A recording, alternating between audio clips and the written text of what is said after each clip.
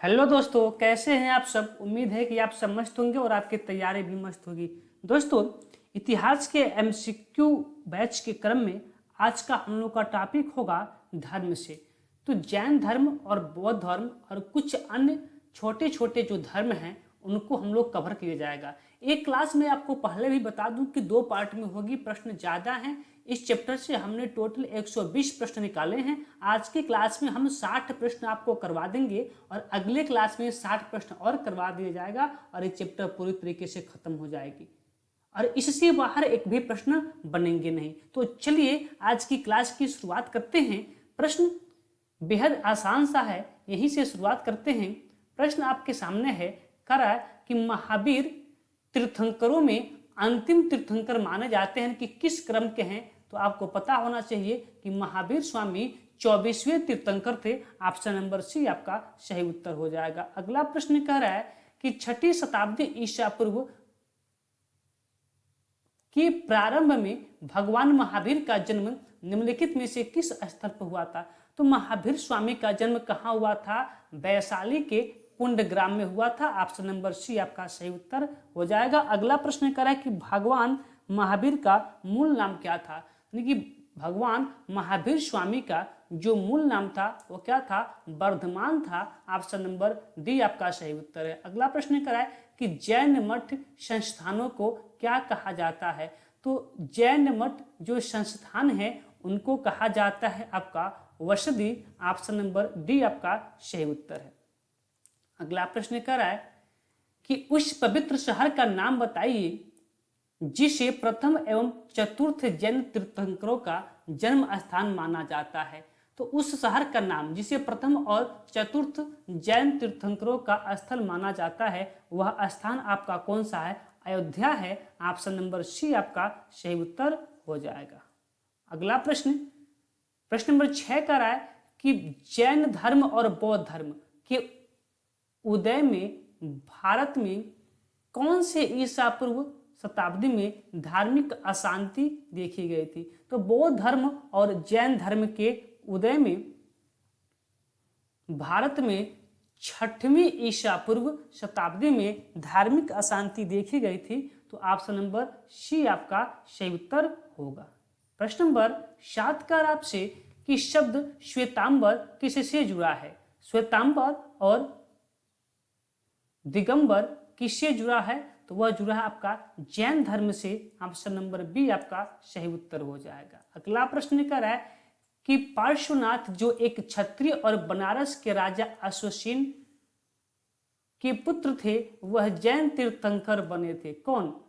पार्श्वनाथ। तो पार्श्वनाथ कौन से नंबर के थे? तो 23वें नंबर के थे। 23वें नंबर के थे।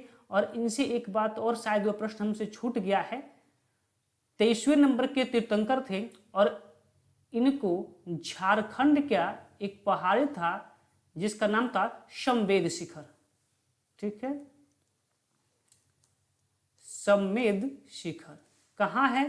तो ये भी बात आप याद रखेंगे, यह है झारखंड में। कहाँ है? झारखंड में। इसी समवेद शिखर पर इन्हें ज्ञान की प्राप्ति हुई थी। उसके बाद से इस समवेद शिखर का नाम क्या कर दिया गया? पारसनाथ की पहाड़ी। इसका नाम बदलकर कर दिया गया पारसनाथ की पहाड़ी। ठीक है, ये बात आप याद रखेंगे। अगला प्रश्न कर रहा है कि श्वेतांबर परंपरा के अनुसार जैन तीर्थंकरों में महिला कौन थी। श्वेतांबर परंपरा के अनुसार जैन तीर्थंकरों में महिला कौन थी? इसमें महिला थी कौन? मल्लीनाथ। ऑप्शन नंबर बी आपका सही उत्तर हो जाएगा। ठीक है, अगला प्रश्न देखिएगा। प्रश्न नंबर 10 का आपसे कि महावीर स्वामी का प्रतीक चिन्ह क्या था। तो मोस्ट इंपॉर्टेंट प्रतीक चिन्ह, ध्यान दीजिएगा। हमने इसके लिए आपको एक मैचिंग यानी कि सूची वाला भी प्रश्न सम्मिलित करके रखे हैं जो भी इंपॉर्टेंट आपका प्रतीक चिन्ह है। ठीक है, तो फिलहाल इसका बताइएगा महावीर स्वामी का जो प्रतीक चिन्ह है क्या है। तो महावीर किसका? महावीर। अब इसमें से देखिए महावीर कौन होता है? सबसे बड़ा वीर कौन है? शेर। सबसे बड़ा शेर कौन? महावीर कौन है? सबसे बड़ा वीर कौन है? शेर है। तो महावीर स्वामी का प्रतीक चिन्ह क्या हो जाएगा? शेर हो जाएगा। अगले प्रश्न की ओर चलते हैं। 11 का है कि महावीर स्वामी को कैवल्य किस नदी के किनारे पर प्राप्त हुआ था? केवल यानी कि ज्ञान की प्राप्ति कहाँ हुई थी महावीर स्वामी को? तो ऋजुपालिका नदी के किनारे।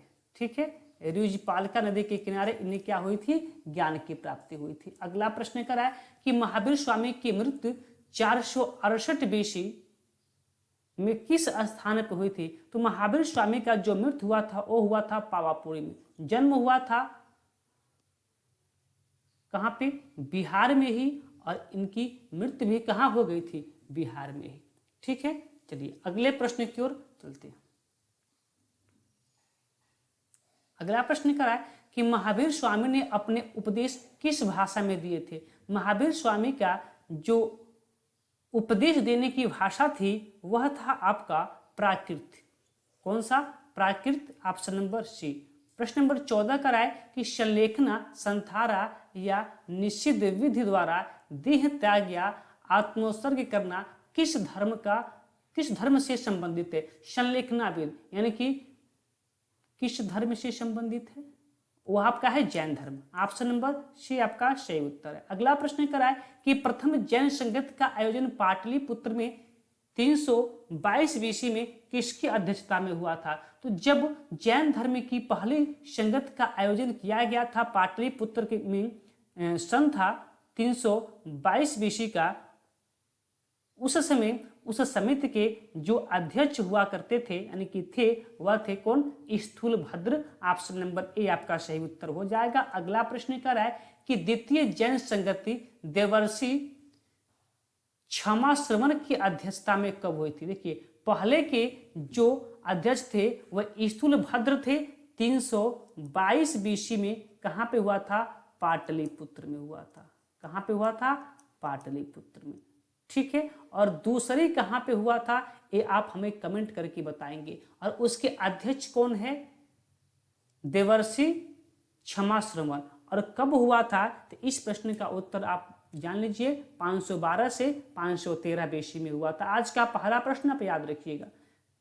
अगला प्रश्न कर रहा है कि बुद्ध ने सर्वाधिक उपदेश कहाँ दिए थे? तो बुद्ध भगवान ने अपनी सर्वाधिक उपदेश दिए थे उत्तर प्रदेश के श्रावस्ती में। ऑप्शन नंबर ए आपका सही उत्तर होगा। अगला प्रश्न देखिएगा, प्रश्न नंबर 20 का है कि चिठियागिरी बिहार सांची में मनाया जाने वाला एक त्यौहार है, वह त्यौहार किस धर्म से संबंधित है? तो जो चिठियागिरी बिहार सांची में मनाए जाने वाला एक त्यौहार है जो किस धर्म से संबंधित है, यानी कि चिठियागिरी त्यौहार किस धर्म से संबंधित है? तो वह धर्म था कौन सा? बौद्ध। ऑप्शन नंबर डी आपका सही उत्तर है। अगला प्रश्न कर रहा है कि किस शासक ने बौद्धों के लिए विख्यात विक्रमशिला विश्वविद्यालय की स्थापना किया था? तो विक्रमशिला विश्वविद्यालय की स्थापना किए थे पाल वंश का एक शासक था जिसका नाम था धर्मपाल। ऑप्शन नंबर डी आपका सही उत्तर होगा। अगला प्रश्न कर रहा है कि गौतम बुद्ध ने अपना प्रथम उपदेश कहाँ पे दिए थे? तो गौतम बुद्ध ने अपना पहला उपदेश दिए थे सारनाथ में। उत्तर प्रदेश के बनारस में स्थित सारनाथ में अपना प्रथम उपदेश दिए थे गौतम बुद्ध ने। अगला प्रश्न कर रहा है कि बुद्ध ने अपने जीवन की अंतिम वर्षा ऋतु कहाँ पे बिताई थी? तो अपनी अंतिम वर्षा ऋतु कहाँ बिताई थी? वैशाली में। ऑप्शन नंबर बी आपका सही उत्तर। अगला प्रश्न कराए गौतम बुद्ध का जन्म कहाँ हुआ था? ये तो प्रश्न मामूली सा प्रश्न है। गौतम बुद्ध का जन्म कहाँ हुआ था?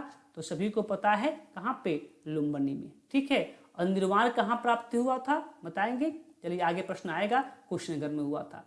कह रहा है कि विनय और सुत्त पिटक इनमें से किसकी शिक्षाओं के संकलन है? विनय पिटक और सुत्त पिटक, विनय पिटक और सुत्त पिटक इनमें से किसकी शिक्षाओं का? त्रिपिटक, गौतम बुद्ध का। ठीक है, गौतम बुद्ध का। आगे चलिए, आगे कह रहा है कि निम्नलिखित में से कौन सा बौद्ध स्थल उत्तर प्रदेश में स्थित है? कार्ले, अमरावती, सारनाथ। ठीक है, कहाँ पे सारनाथ? वहाँ पे बनारस में। ठीक है, चलिए अगला प्रश्न करा है गौतम बुद्ध की माँ का नाम क्या था। तो गौतम बुद्ध की माता का जो नाम था वह क्या था, महामाया। ऑप्शन नंबर ए आपका सही उत्तर। अगला प्रश्न करा है कि निम्नलिखित में कौन सा स्थल बौद्धों के तीर्थ स्थलों में से नहीं है। कौन सा नहीं है, तो बोध गया तो बिल्कुल है, जहां पे इन्हें ज्ञान की प्राप्ति हुई थी। सारनाथ आपको पता ही है, किस प्रथम बार वहां उपदेश दिए थे। कुशीनगर, जहां पे निर्वाण यानी कि महाभिनिष्करण, नहीं, इसको क्या कहा जाता है, निर्वाण प्राप्ति को, देखिए मेरे दिमाग से स्किप हो रहा है, चलिए अभी याद आएगा बता देंगे। लेकिन ग्वालियर इससे संबंधित नहीं है, ठीक है, ग्वालियर इससे संबंधित नहीं है। हाँ, महापरिनिर्वाण स्थली, महापरिनिर्वाण स्थली कुशीनगर, ठीक है। चलिए अगला प्रश्न कर रहा है कि हीनयान और महायान किस धर्म के पंथ हैं। महायान और हीनयान किस धर्म के पंथ हैं, तो महायान और हीनयान बौद्ध धर्म आगे जाके इन दो शाखाओं में टूट गया था, ठीक है। एक और टूटा था ब्रजयान में, ठीक है। आगे करा है कि निम्नलिखित में से कौन सा एक प्राचीन बौद्ध ग्रंथ है। कौन सा एक प्राचीन बौद्ध ग्रंथ है, विष्णु पुराण, रघुवंशम, ऋतुसंहार, अभिधर्म कोश। तो जो आपका बौद्ध ग्रंथ है वह कौन सा है, विष्णु पुराण तो है नहीं, रघुवंशम है नहीं, ऋतुसंहार है नहीं, अभिधर्म कोश होगा, ठीक है। ऑप्शन नंबर डी आपका सही उत्तर हो जाएगा। अगला प्रश्न कह रहा है कि जातक कथाएं संबंधित है, ये भी तो मोस्ट इंपॉर्टेंट है। जातक कथाएं किससे संबंधित है, बौद्ध धर्म से। ऑप्शन नंबर बी आपका सही उत्तर है। कह रहा है कि वेदों के टीकाओं को क्या कहा जाता है। वेदों को जो टीकाएं हैं उन्हें क्या कहा जाता है, ब्राह्मण ग्रंथ कहा जाता है। ब्राह्मण ग्रंथ को क्या कहा जाता है, वेदाओं को, वेदों की टीका, वेदों की टीका कहा जाता है। अगला प्रश्न कर रहा है किस बौद्ध मूल ग्रंथ में मौर्य सम्राट अशोक का विवरण समाहित है, कि किस बौद्ध ग्रंथ में अशोक, राजा अशोक का जो विवरण है वो हमें देखने को मिलता है। तो किसमें मिलता है, महावासना में। एक बार इस प्रश्न को देख लीजिएगा, महावासा में शायद मिलता है, ठीक है, एक बार आप लोग देख लेंगे। अगले प्रश्न की ओर चलते हैं। प्रश्न कह रहा है कि बौद्ध ग्रंथ मध्यम निकाय किस भाषा में है। तो मध्यम जो निकाय है किस भाषा में है, तो देखिए आपको कुछ नहीं पता है ना, आपको पता होना चाहिए कि बौद्ध धर्म की भाषा क्या थी, पाली थी, तो पाली मार के आ जाइए, बात खत्म। अगला प्रश्न देखिएगा, कह रहा है कि सारनाथ वह पवित्र स्थान जहां भगवान बुद्ध ने अपना पहला उपदेश दिया था, वह निम्नलिखित किस शहर के बहुत नजदीक है। अब बताइए किसके बहुत नजदीक है, तो आपको कितनी बार बताया हमने कि वाराणसी जिला में ही क्या पड़ता है, सारनाथ, ठीक है। तो वाराणसी के पास क्या है, सारनाथ है, ठीक है। चलिए तो यह प्रश्न कर रहा है कि गौतम बुद्ध द्वारा अपने धर्म में दीक्षित किए जाने वाला अंतिम व्यक्ति निम्नलिखित में से कौन था, यानी कि महात्मा बुद्ध ने अपना अंतिम उपदेश किसको दिया था, यही प्रश्न पूछ रहा है। तो महात्मा बुद्ध ने अपना अंतिम उपदेश दिया था सुबोध को। ऑप्शन नंबर डी आपका सही उत्तर हो जाएगा। अगला प्रश्न करा है कि त्रिपिटक किसकी प्रसिद्ध धार्मिक पुस्तक है। त्रिपिटक किसकी धार्मिक पुस्तक है, तो त्रिपिटक किसका है, विनय पिटक, सूत्र पिटक और अभिधम पिटक किसका है, बौद्ध धर्म का है। अगला प्रश्न कराए कि अनात्मवाद सिद्धांत है, अनात्मवाद सिद्धांत किसका है, तो वह किसका है, बौद्ध दर्शन का, यानी कि बौद्ध धर्म से संबंधित है। अनात्मवाद शब्द बौद्ध धर्म से संबंधित है, इसका सिद्धांत भी किससे है, बौद्ध धर्म से संबंधित है। अगला प्रश्न कराए कि बौद्ध तीर्थ स्थान दांत का मंदिर कहाँ स्थित है। बौद्ध तीर्थ स्थान दांत का मंदिर कहाँ स्थित है, दांत का मंदिर, तो यह मंदिर आपका स्थित है श्रीलंका में। कहाँ पे, श्रीलंका में। 38 नंबर का है कि अशोक के शासनकाल की प्रमुख घटनाओं में से एक 250 ईसा पूर्व में राजधानी पाटलिपुत्र में बौद्ध संघ का आयोजन हुआ था। यानी कि आपसे सिर्फ ये पूछना चाहता है कि पाटलिपुत्र में जो बौद्ध धर्म का समिति स्थापित हुआ था वह किस क्रम का था? तो बौद्ध धर्म में 4 समितियां स्थापित हुई थी। तो जो अशोक के शासन काल में हुआ था वह किस क्रम का था और वह पाटलिपुत्र में आयोजित हुआ था? तो वह था तीसरे क्रम का। ठीक है, तीसरे क्रम का। अगला प्रश्न कर रहा है कि निम्नलिखित में से कौन सा शब्द बौद्ध स्तूपों की स्थापत्य कला से जुड़ा हुआ है? कौन सा शब्द बौद्ध स्तूपों की स्थापत्य कला से जुड़ा हुआ है? तो वह कौन सा शब्द है आपका? हर्मिका। कौन सा है? हर्मिका। ऑप्शन नंबर डी आपका सही उत्तर है। आगे करा है कि बौद्ध धर्म ने अपने उपदेशों में जनसाधारण की भाषा का प्रयोग किया था, यानी कि बौद्ध धर्म इनकी भगवान महाबुद्ध किस भाषा में अपना उपदेश देते थे? तो किस भाषा में? पाली भाषा में। अगला प्रश्न कह रहा है कि निम्नलिखित में से कौन सा स्तूप स्थल उत्तर प्रदेश राज्य में स्थित नहीं है? तो कौन उत्तर प्रदेश राज्य में स्थित नहीं है? तो देखिएगा, चौखंडी आपका उत्तर प्रदेश में ही है, धमेक आपका वही सारनाथ में है, रामभर कुशीनगर में, किंतु भरहुत स्तूप कहाँ पे है? इस शायद मध्य प्रदेश में भरहुत स्तूप है। एक बार आप लोग देख लेंगे। ठीक है, तो सही आपका उत्तर ऑप्शन नंबर सी हो जाएगा। ठीक है, अगला प्रश्न देखिएगा, कहे कि गौतम बुद्ध को ज्ञान कहाँ पर प्राप्त हुआ था? तो गौतम बुद्ध को ज्ञान प्राप्त हुआ था बोध गया में। कहाँ पे? बोध गया में, पीपल वृक्ष के नीचे। ठीक है, निरंजना नदी के तट पर। अगला कह रहा है कि ओम शब्द कहाँ से लिया गया है? मोस्ट इंपॉर्टेंट प्रश्न है, ओम शब्द कहाँ से लिया गया है? तो ओम शब्द लिया गया है बृहदारण्यक उपनिषद से। ऑप्शन नंबर सी आपका सही उत्तर होगा। अगला प्रश्न कह रहा है कि बौद्ध ग्रंथों का अध्ययन करने के लिए विजयवाड़ा में कौन सा चीनी विद्वान रहा? कौन सा चीनी विद्वान रहा? क्या कर रहा है? बौद्ध ग्रंथों का अध्ययन करने के लिए विजयवाड़ा में कौन सा चीनी विद्वान रहा? तो वह विद्वान था आपका कौन सा? जुआन झांग शायद था। ठीक है, जुआन झांग। ऑप्शन नंबर बी आपका सही उत्तर हो जाएगा। अगला प्रश्न कर रहा है कि स्तूप क्यों बनाए जाते हैं? स्तूप क्यों बनाए जाते हैं? स्तूप क्यों बनाए जाते हैं? पवित्र स्मृति चिन्ह रखने के लिए, धार्मिक सभाएं करने के लिए, बुद्ध की पूजा करने के लिए, बौद्ध ग्रंथ रखने के लिए। स्तूप बनाए जाते हैं पवित्र स्मृति चिन्ह रखने के लिए। ऑप्शन नंबर ए आपका सही उत्तर हो जाएगा। अगला प्रश्न कर रहा है कि निम्नलिखित में से कौन सा मौर्य शासक बौद्ध धर्म का अनुयायी बना था?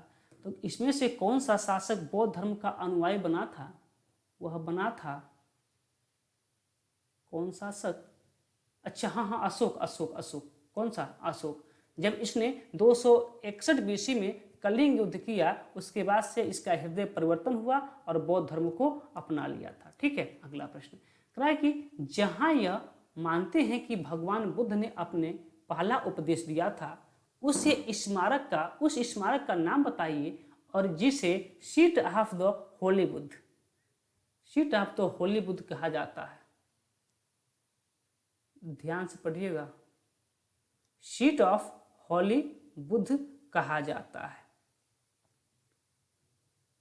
यह मानते हुए भगवान बुद्ध अपना पहला उपदेश, देखिएगा, पहला उपदेश और उस स्मारक का नाम क्या है जिसे कहा जाता है seat of the Holi Buddha? वो क्या था? धम्मेक स्तूप जो सारनाथ में है, वहीं पे इन्होंने पहला उपदेश दिया था और उसे कहा जाता है seat of the Holi Buddha. ठीक है, चलिए अगला प्रश्न कर रहा है कि तीसरी बौद्ध परिषद किस शहर में आयोजित हुआ था? अभी हम बताए थे कि अशोक का शासनकाल था और तीसरी बौद्ध संगति हुई थी कहाँ पे? पाटलिपुत्र में। ऑप्शन नंबर सी आपका सही उत्तर हो जाएगा। अगला प्रश्न कर रहा है कि बौद्ध धर्म और जैन धर्म दोनों के उपदेश किसके शासनकाल में दिए गए थे? तो बौद्ध धर्म और जैन धर्म जो दोनों के उपदेश थे वह दिए गए थे बिंबिसार के शासनकाल में। ऑप्शन नंबर ए आपका सही उत्तर हो जाएगा। अगला प्रश्न कर रहा है कि बौद्ध धर्म ग्रहण करने वाली पहली महिला कौन थी? तो बौद्ध धर्म ग्रहण करने वाली जो पहली महिला थी गौतम बुद्ध की मौसी थी, जिसका नाम था Prajapati Gautami. Option number A आपका सही उत्तर हो जाएगा। चलिए अगला प्रश्न कह रहा है कि गौतम बुद्ध ने बिछुड़ी संघ की स्थापना कहाँ की थी? तो वह किए थे कहाँ पे? वैशाली में। ऑप्शन नंबर ए आपका सही उत्तर हो जाएगा। अगला प्रश्न कर रहा है कि द लाइट ऑफ एशिया किसे कहा जाता है? तो वह कहा जाता है गौतम बुद्ध को। कहाँ पे? ऑप्शन नंबर सी आपका सही उत्तर हो जाएगा। अगला कर रहा है कि मनुस्मृति की रचना किसने किए थे? तो मनुस्मृति की रचना हुआ था किसने? मनु ने। Option number B. अगला प्रश्न कर रहा है कि बौद्ध शिक्षा का केंद्र कहाँ था? तो बौद्ध शिक्षा का जो केंद्र था वह नालंदा था। अगला प्रश्न देखिएगा, कह रहा है कि मिलिंद पन्हो राजा मिलिंद और किस बौद्ध भिक्षु के मध्य संवाद के रूप में है? तो मिलिंद पन्हो राजा मिलिंद और नागसेन के बीच बौद्ध भिक्षु के मध्य संवाद था। किसके बीच? राजा मिलिंद और नागसेन के बीच। अगला प्रश्न करा, देखिए सूची वाले प्रश्न आ गए हैं और काफी इंपॉर्टेंट है, ठीक है, ध्यान दीजिएगा सूची वाले प्रश्न पे। कह कि प्रथम बौद्ध संगतियां, जो प्रथम बौद्ध संगति हुई थी, जिस विषय में महात्मा बुद्ध को निर्वाण प्राप्त हुआ था, उसी साल प्रथम बौद्ध संगतियां हो गया था। अर्थात महात्मा बुद्ध को 483 ईस्वी में निर्वाण को प्राप्त हुआ था कुशीनगर में, और प्रथम बौद्ध संगतियां हो गया था इसी साल। कहाँ पे हुआ था? तो आपको पता है राजगीर में हुआ था। कहाँ पे हुआ था? राजगीर में। इसमें राजा कौन था, क्या आप बता सकते हैं? इसमें राजा था अजातशत्रु। कौन राजा था? अजातशत्रु राजा था। एक बार प्रश्न पूछा था कि प्रथम बौद्ध संगतियां राजगीर के किस गुफा में हुआ था? ठीक है, तो मैं गुफा भी आपको बता दे रहा हूं, याद रखिएगा। गुफा का नाम है सतपर्णी गुफा। सतपर्णी गुफा, ठीक है। इसी सतपर्णी गुफा में प्रथम बौद्ध संगतिया हुआ था, ठीक है। चलिए, द्वितीय बौद्ध संगतिया कब होता है? तो 483 बीसी के 100 साल बाद, अर्थात 483 बीसी में होता है। और इसमें अध्यक्ष कौन था? यानी कि पुरोहित, यानी कि अध्यक्ष बात वही हुआ। कौन? शुभकामी। सबाकामी लिख दिया गया है, सबाकामी नहीं था, शाबकमीर था, ठीक है। क्या नाम था इसका? शाबकमीर। थोड़ा सा डालेंगे, शाबकमीर नाम था इसका, ठीक है। शाबकमीर इसका नाम था, ठीक है। और इसमें राजा कौन था? तो राजा था इसमें काला शोक, ठीक है, काला शोक। अगला, तीसरी बौद्ध संगतिया कब होती है? तो तीसरी बौद्ध संगतिया होती है 251 बीसी में। इसका अध्यक्ष कौन था? तो इसका अध्यक्ष था गोमलीपुतीस। यहाँ गोमलीपुत्र लिखा गया है, कोई बात नहीं, गोमलीपुतीस या मोगलीपुतीस, हाँ सर मोगलीपुतीस ही था, ठीक है, मोगलीपुतीस, ठीक है। और इसमें राजा कौन था? तो इसमें राजा था आपका अशोक। कौन? अशोक। एक बात मैं छोड़ रहा हूं, दूसरी बौद्ध संगतिया कहाँ पे हुआ था? तो ये भी नोट कर लीजिएगा, ये हुआ था वैशाली में। कहाँ पे? वैशाली में। तीसरी बौद्ध संगतिया जो अशोक के शासन काल में होता है, कहाँ होता है? पाटलिपुत्र में। पाटलिपुत्र में होता है। चौथी बौद्ध संगतिया जिसके अध्यक्ष थे वसुमित्र और उपाध्यक्ष थे अश्वघोष, ये प्रथम शताब्दी में होता है। और इसमें राजा कौन थे? राजा था इसमें कनिष्क। कौन था? कनिष्क, ठीक है। और एक कहाँ पे होता है? तो होता है कुंडलवन कश्मीर में। कहाँ पे होता है?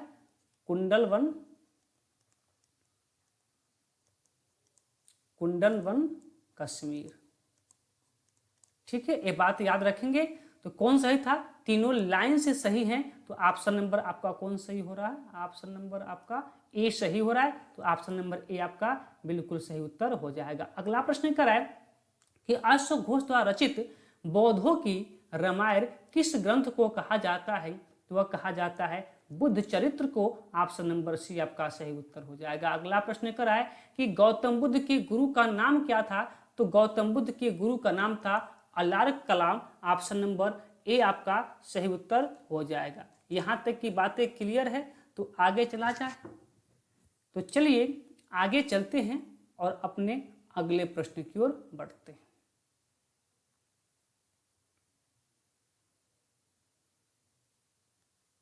अगला प्रश्न कर रहा है कि 4 महान सत्यों की अवधारणा निम्न में से किस ग्रंथ से संबंधित है। तो 4 सत्य ये बौद्ध धर्म से संबंधित है। क्या आप बता सकते हैं कि चारों सत्य कौन कौन सा था। आप हमें कमेंट करके बताएंगे कि ये चारों सत्य कौन कौन था। ठीक है, चाहे चलिए मैं ही आपको बता देता हूं, ध्यान से सुनिएगा। पहला सत्य था महात्मा बुद्ध का कि संसार दुखों से भरा है। पहला सत्य संसार दुखों से भरा है। दूसरा सत्य क्या था कि सभी दुखों का कुछ न कुछ कारण अवश्य है। पहला संसार दुखों से भरा है, सभी दुखों का कुछ न कुछ कारण है। तीसरा सत्य क्या है कि दुख का सबसे बड़ा कारण क्या है, इच्छा है। मोस्ट इंपॉर्टेंट, दुख का सबसे बड़ा कारण क्या है, इच्छा है।